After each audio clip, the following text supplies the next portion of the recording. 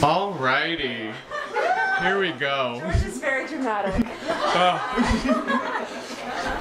So, speaking of which, I have always wondered where this came from. Where this need to be dramatic, this need to go in front of other people to be people that I'm not.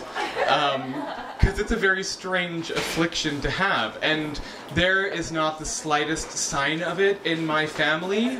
My dad's a geophysicist, and the only other creatives in my family are my aunt, who's a photographer, and my mother, who makes jewelry.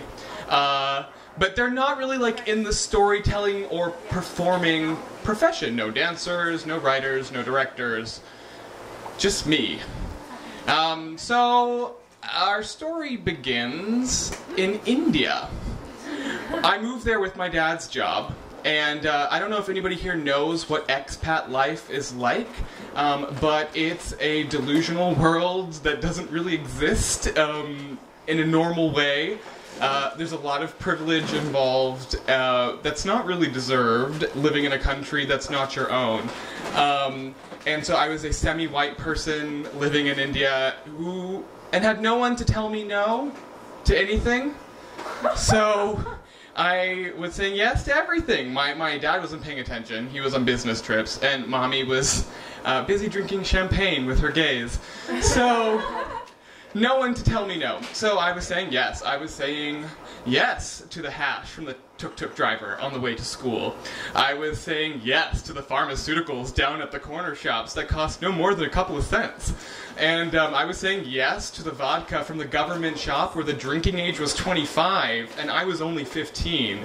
And they were letting me come in and buy it without an ID.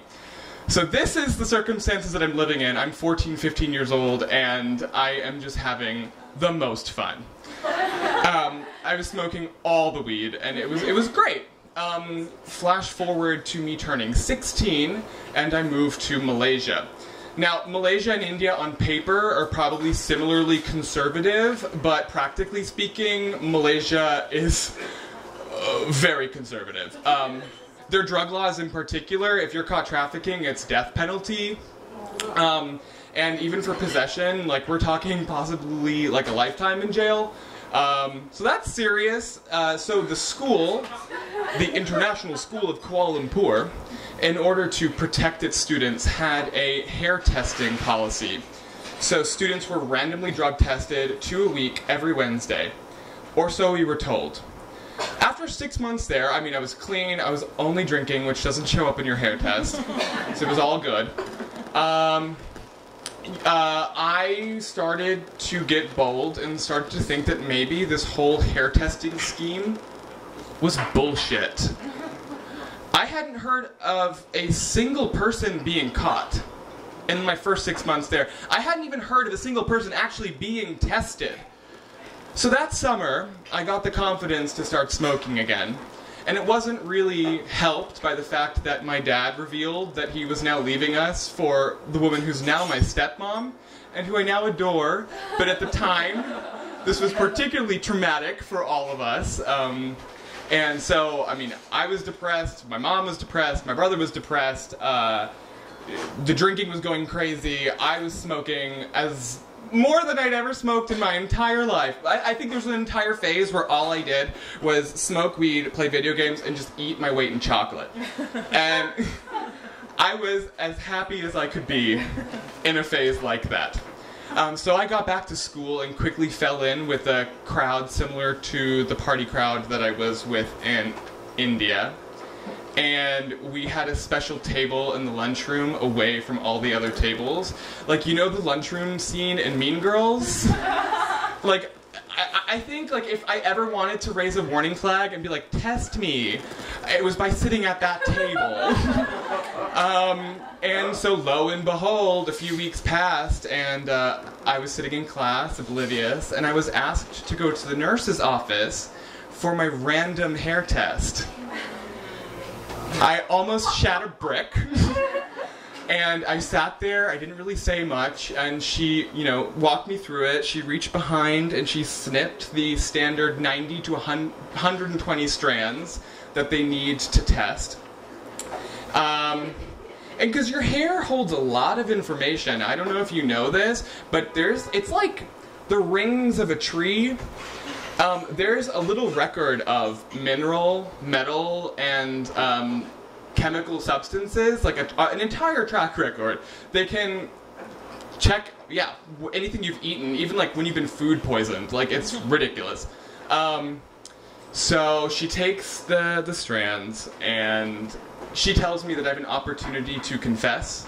I have a week to do so before the test results come back. So I spend the next week talking to my drug dealer, to my mom, who knew what was going on, and various different people trying to decide whether to confess for like a reduced sentence, or to just wait it out and see if it was real or not. Just like, I remember just literally, I didn't stop rubbing that little patch and just worrying about what was to come. So after a week passed, by that point I actually kind of just like cool out about it, because I was like, oh, I've heard nothing yet. And I get the call again to go to the principal's office, and I'm told that the test has indeed come back positive.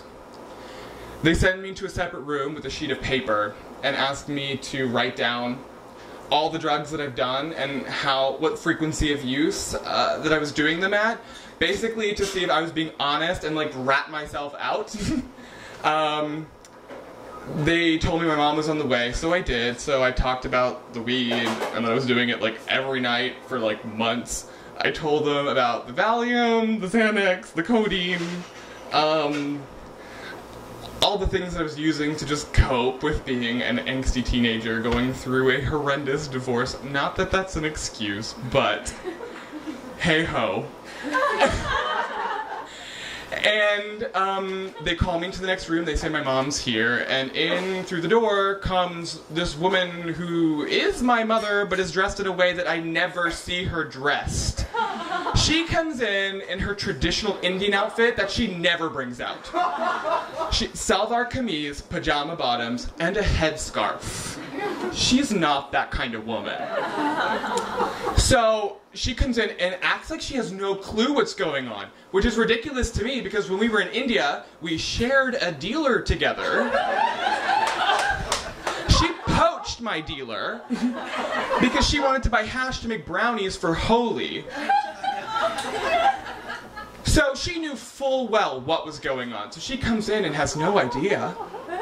George, doing drugs? No. She starts crying. She starts screaming at one point, and I could see the eyes on my two principals, Mr. Millard and Mr. Lambie, bugging out of their head, like, who is this psycho woman, and like, what's going to happen to this poor boy when he gets home? I don't know if this is just my mind playing tricks on me, but I swear she slapped me. It could just be a dramatic embellishment. We'll never know.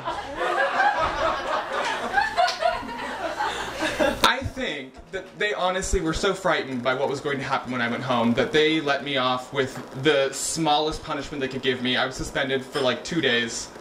They let me stay in the high school play, which was great.